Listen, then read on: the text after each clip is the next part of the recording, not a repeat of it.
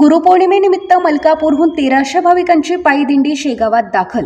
आज दिनांक 29 जुलै रोजी गुरुपौर्णिमेच्या पावन पर्वानिमित्त मलकापूर येथून श्री संत गजानन महाराजांच्या दर्शनासाठी तब्बल 1300 भाविकांची पायी दिंडी शेगाव नगरीत भक्तिमय वातावरणात दाखल झाली। गेल्या 19 वर्षापासून अखंड सुरू असलेल्या या दिंडीने भक्ती, श्रद्धा आणि सेवाभावाची परंपरा आजही कायम राखली।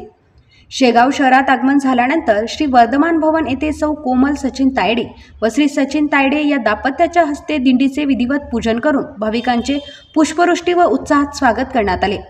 स्वागतानंतर टाळ मृदुंगांच्या गजरात, गणगण गणात बोतेच्या जयघोषात आणि भक्तिमय वातावरणात दिंडी श्री संत गजानन महाराज मंदिराच्या दिशेने मार्गस्थ झाली।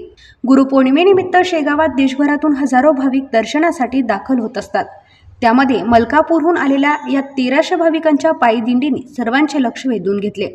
श्रद्धा, शिस्त आणि सामूहिक भक्तीचा सुंदर संगम असलेल्या या दिंडीमुळे संपूर्ण शेगाव नगरी भक्तिरसात न्हाऊन निघाली। युवा क्रांती न्यूजसाठी डी ललित, शेगाव।